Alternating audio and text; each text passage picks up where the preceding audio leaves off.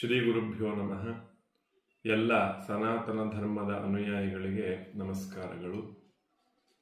ವಿಶೇಷವಾಗಿ ಸನಾತನ ಧರ್ಮದಲ್ಲಿ ವೈದಿಕ ಗಣಿತ ಅನ್ನುವಂಥದ್ದು ಧರ್ಮದ ಒಂದು ಅಂಗ. ಬೇರೆ ಯಾವ ಮತದಲ್ಲೂ ಕೂಡ ಗಣಿತ ಅನ್ನೋದು ಒಂದು ಅಂಗ ಅಲ್ಲ. ಸನಾತನ ಧರ್ಮದಲ್ಲಿ ಮಾತ್ರ ವೈದಿಕ ಗಣಿತ ಅನ್ನುವಂಥದ್ದು ಒಂದು ಅಂಗ. ಅದನ್ನೇ ವೈದಿಕ ಪಂಚಾಂಗ ಅಂತ ಕರಿತೇವೆ. ಈ ವೈದಿಕ ಪಂಚಾಂಗ ಇಲ್ಲದೆ ಸನಾತನ ಧರ್ಮದಲ್ಲಿ ಯಾವುದನ್ನು ಆಚರಿಸಲಿಕ್ಕೆ ಆಗುವುದಿಲ್ಲ. ಹಾಗಾಗಿ ಎಲ್ಲದಕ್ಕೂ ಕೂಡ ಅತ್ಯಂತ ಆಧಾರಭೂತವಾದದ್ದು ವೈದಿಕ ಪಂಚಾಂಗ ಅಂತ ಅರ್ಥ. ಈ ವೈದಿಕ ಪಂಚಾಂಗ ಸಂಪೂರ್ಣ ಖಗೋಳಕ್ಕೆ ಸಂಬಂಧಪಟ್ಟಂತ ವಿಚಾರಗಳು. ಅದೇ ಪಾಶ್ಚಾತ್ಯರ ಕಾಲಗಣನೆ, ಅದಕ್ಕೂ ಖಗೋಳಕ್ಕೂ ಯಾವ ಸಂಬಂಧವೂ ಇಲ್ಲ. ನಮ್ಮ ಪಂಚಾಂಗ ಗಣನೆ ಅನ್ನುವಂಥದ್ದು ಸಂಪೂರ್ಣ ರವಿ ಮತ್ತೆ ಸೂರ್ಯರಿಗೆ ಸಂಬಂಧಪಟ್ಟಂತ ಗಣನೆ. ಆದರೂ ಇವತ್ತು ನಾವು ಕೆಲವರು ಬುದ್ಧಿಜೀವಿಗಳು ಪೇಪರ್ನಲ್ಲಿ ಬರತಕ್ಕಂಥ ರಾಶಿ ಭವಿಷ್ಯ, ರಾಹುಕಾಲ ಮಾತ್ರ ಜ್ಯೋತಿಷ್ಶಾಸ್ತ್ರ ಅಂತ ತಿಳ್ಕೊಂಡು ಜ್ಯೋತಿಷ್ಶಾಸ್ತ್ರವನ್ನ ಅವೈಜ್ಞಾನಿಕ ಅಂತ ಹೇಳ್ತಾರೆ.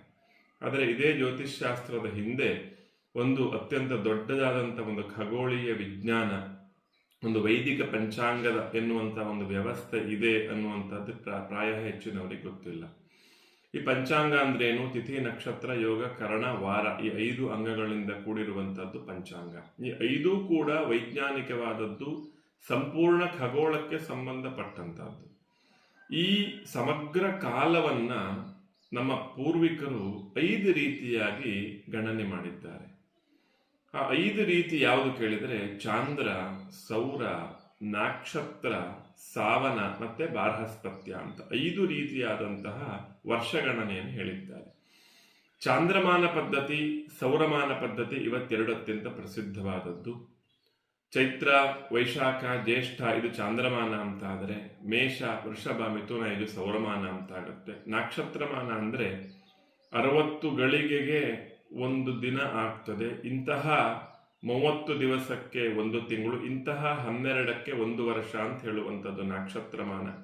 ಇನ್ನು ಉದಯಾದುದಯಂ ಭಾನೋಹು ಭೂಮಿ ಸಾವನವಾಸರಃ ಎಂಬ ನ್ಯಾಯದಂತೆ ಸೂರ್ಯೋದಯದಿಂದ ಸೂರ್ಯೋದಯಕ್ಕೆ 1 ದಿನ ಎಂಬುದಾಗಿ ಸಂಕಲ್ಪಿಸಿ ಅಂತ 30ಕ್ಕೆ 1 ತಿಂಗಳು, ಅಂತ 12ಕ್ಕೆ 1 ವರ್ಷ ಅಂತ ಹೇಳುವಂಥದ್ದು ಸಾವನ ವರ್ಷ ಅಂತ ಆಗುತ್ತೆ. ಕಡೆಯದ್ದು ಬಾರ್ಹಸ್ಪತ್ಯ ವರ್ಷ ಅಂತ, ಗುರುವಿನ ಚಲನೆಯನ್ನು ಇಟ್ಕೊಂಡು ಮಾಡುವಂತ ಒಂದು ವ್ಯವಸ್ಥೆ, ಅದು ಬಾರ್ಹಸ್ಪತ್ಯ ವರ್ಷ. ಗುರು ಒಂದು ರಾಶಿಯಿಂದ ಇನ್ನೊಂದು ರಾಶಿಗೆ ಹೋಗುವಂತ ಕಾಲ, 1 ವರ್ಷ ಆಯಿತು ಅಂತ ಹೇಳುವಂತ ವಿಷಯ. ಇದು ಉತ್ತರದಲ್ಲಿ ಪ್ರಸಿದ್ಧವಾಗಿದೆ. ಕುಂಭಮೇಳ ಅನ್ನುವಂಥದ್ದು ಈ ಬಾರ್ಹಸ್ಪತ್ಯ ವರ್ಷದ ವ್ಯವಸ್ಥೆಯಂತೆ ನಡೀತದೆ. ಪ್ರಸ್ತುತ ವಿಷಯ ಇವತ್ತು ನಮಗೆ